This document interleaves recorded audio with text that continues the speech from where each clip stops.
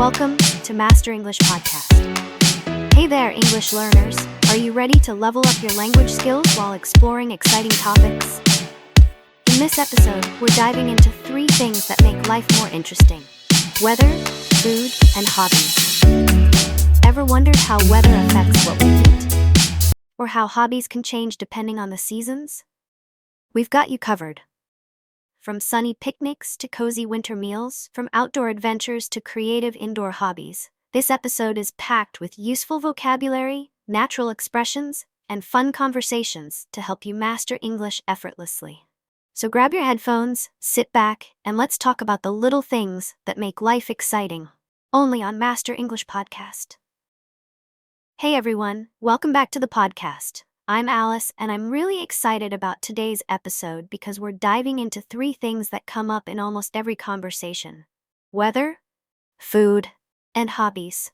These are such natural topics that everyone talks about, no matter where you're from.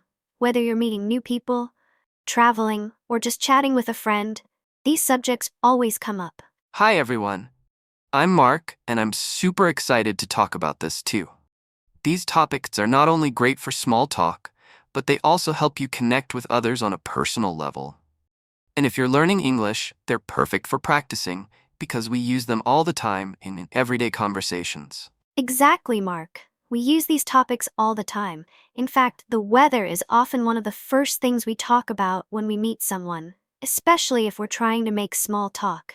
It's just one of those icebreakers that helps people get a conversation going. So let's dive into the weather.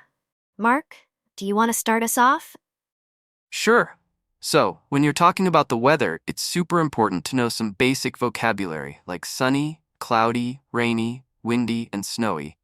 These words are really common and can help you describe the current conditions. For example, you might hear someone say, "It's a sunny day today," or "It looks like it's going to rain."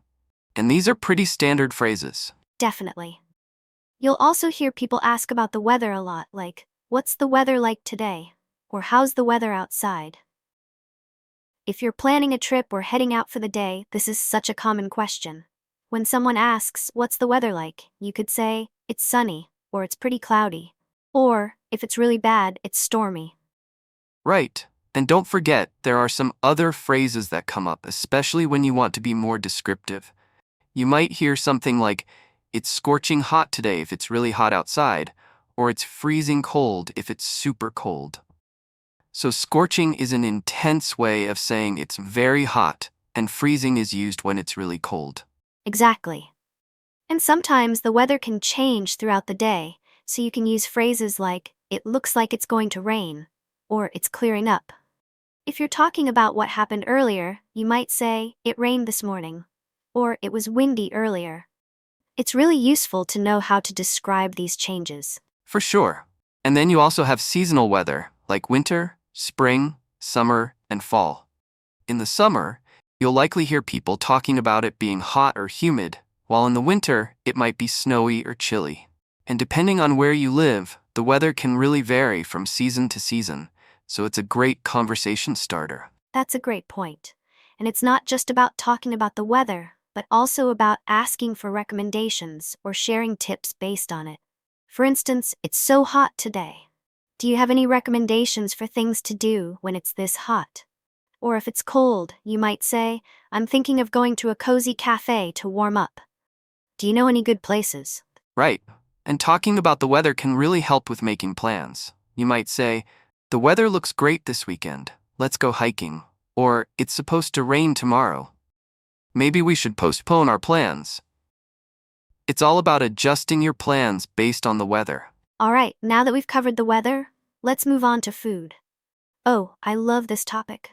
Talking about food is one of the most common things people do, especially when you're getting to know someone or exploring new places. Absolutely. Food is such a universal topic. One of the most basic things you'll need to know is how to ask about food and describe it. For example, you might ask, "What's your favorite food?" Or, "Do you like spicy food?" That's a simple way to get someone talking about their food preferences. Right. And when talking about food, there are so many adjectives to describe how it tastes. You might use words like sweet, salty, sour, bitter, or spicy to describe the flavors.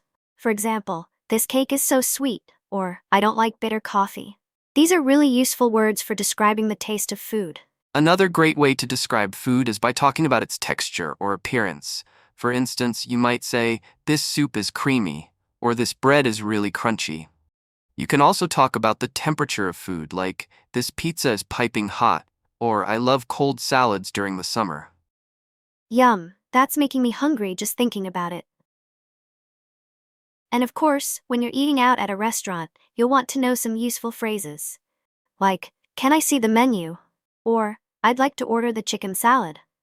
You might also ask, "What's the special today?" if you want to know what the restaurant is offering as their featured dish. Exactly. And if you're really into food and want to talk more about the cooking process, you could use phrases like, "I'm learning how to cook," or "I love trying new recipes." You could also ask, "How do you make this dish?" if you're interested in learning to cook something new. Absolutely. And food isn't just about eating, it's about cultural experiences too. If you're traveling or living in a new place, you'll hear people talking about local specialties. For example, in Italy, you'll hear a lot about pasta and pizza. In Japan, it might be sushi or ramen. And in Mexico, you might hear about tacos and enchiladas. Food is often a big part of a country's culture, and sharing meals together is a great way to bond. Right? And learning about different food customs is also important. For instance, in some countries, it's polite to say "enjoy your meal" before you start eating, while in others, they might say "bon appétit" or "eat well." So learning about food traditions can really enhance your experience, especially when you're traveling. I totally agree. Now, let's talk about hobbies. This is another topic that comes up in conversation, and it's a great way to get to know someone better. Hobbies are the things you enjoy doing in your free time, like reading, playing sports, or watching movies. Right. Hobbies help people connect on a deeper level.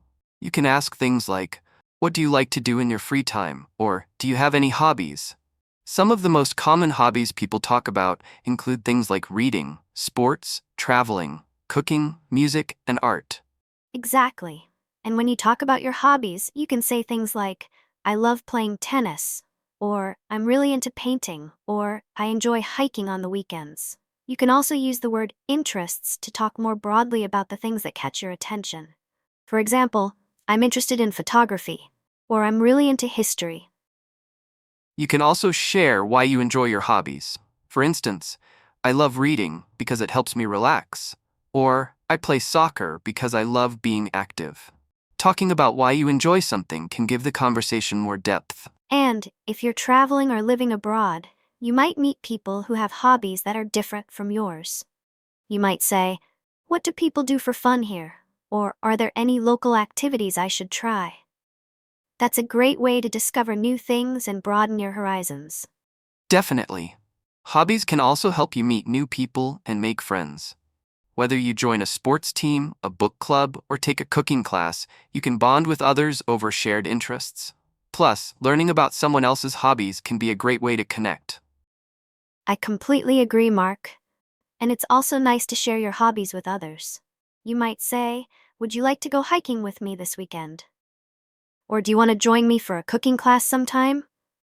That's a great way to make new connections. So true. And whether you're talking about the weather, food, or your hobbies, remember that these are topics that anyone can talk about.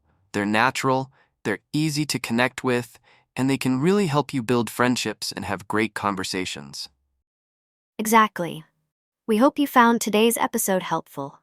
Whether you're practicing your English or just want to make small talk with someone, knowing how to talk about these topics can go a long way. Absolutely. Thanks for listening, and we'll see you next time with more tips and conversations. Enjoy your weather, food, and hobbies, and don't forget to share them with the people around you. And that's a wrap for today's episode. We talked about weather, food, and hobbies. 3 things that shape our daily lives in ways we don't always notice. Hopefully, you picked up some new vocabulary and fun insights along the way. If you enjoyed this episode, don't forget to subscribe and share it with your friends. And hey, what's your favorite hobby or go-to comfort food on a rainy day? Let us know in the comments or on social media. Thanks for tuning in to Master English Podcast. Keep practicing, stay curious, and we'll catch you in the next episode. Take care and keep learning.